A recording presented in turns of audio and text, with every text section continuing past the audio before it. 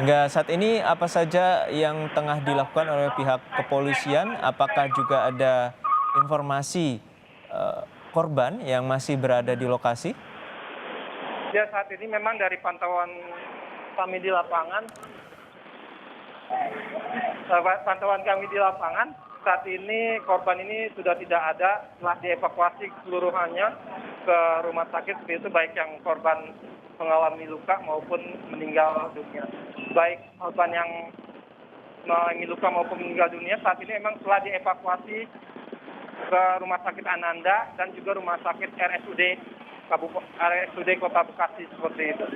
Saat ini di lokasi kejadian, baik dari Kapolres Metro Bekasi dan maupun dari Kasat Lantas Polres Metro Bekasi masih melakukan olah TKP seperti itu untuk mengetahui apakah penyebab dari kecelakaan truk kontainer bermuatan besi yang terjadi di SDN Kota Baru. Sementara itu, petugas dari pemadam kebakaran Kota Bekasi masih melakukan evakuasi tiang dengan memotong tiang ini dengan menggunakan alat gergaji dan juga linggis seperti itu.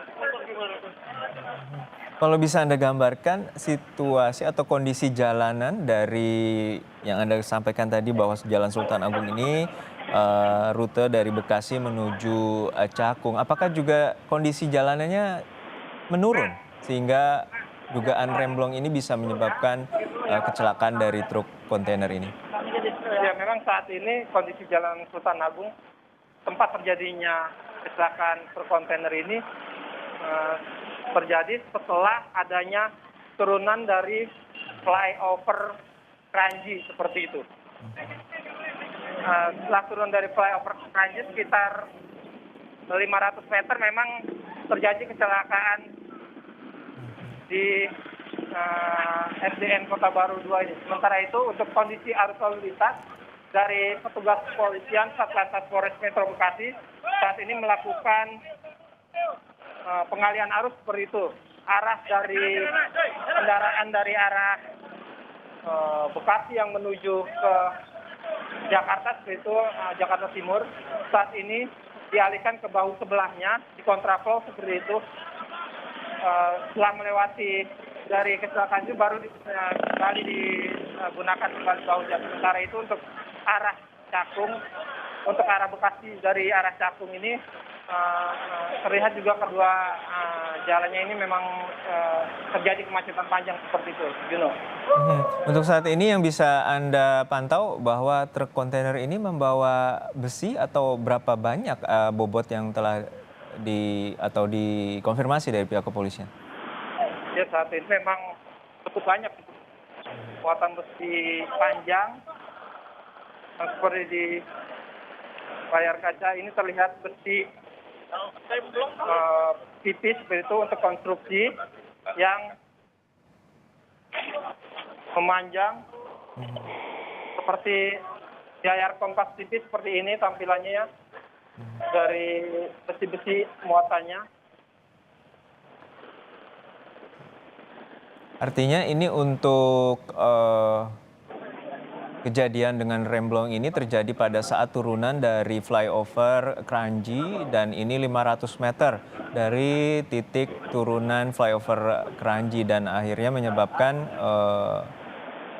truk kontainer ini menabrak sebuah tiang di sisi jalan SDN atau sisi jalan Sultan Agung dan berada tepat di SD Kota Baru. Betul. Ya, memang posisi tiang yang ditabrak oleh truk kontainer ini memang tepat berada di depan SDN Kota Baru 2 dan 3.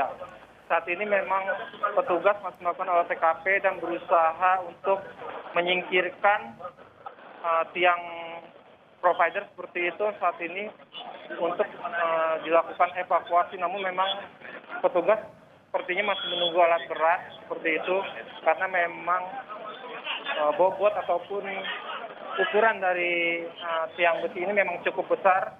Samping juga beton juga ini juga dari besi-besi berat seperti itu, Herjuno, dengan kapasitas yang melebihi sekitar puluhan ton seperti itu. Juno.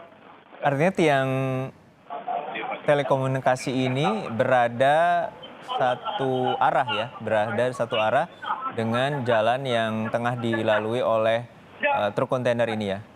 Betul. Betul, saat ini memang saya berada di jalur ada Jalan Sultan Agung dari arah Bekasi menuju ke Jakarta Timur.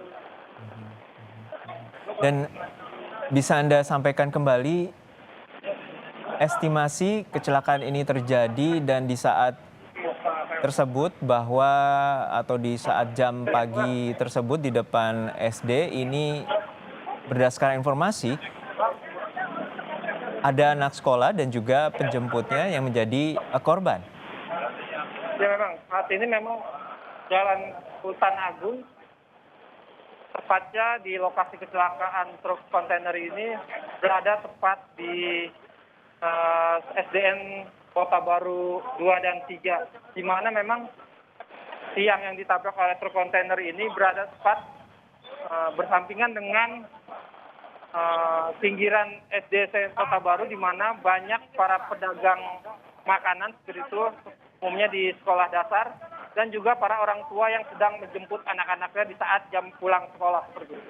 Memang dari data yang kami terima saat ini sementara ada sekitar 3 sampai 9 orang yang menjadi korban seperti itu, baik yang meninggal maupun yang mengalami luka. Dan keseluruhannya para korban telah dievakuasi ke rumah sakit dengan menggunakan beberapa ambulan, dan saat ini memang ambulan sedang masih melakukan standby untuk keperluan adanya korban-korban lain seperti itu. Namun memang dari pantauan kami saat ini sudah tidak ada korban di lokasi kecelakaan, Herjuno.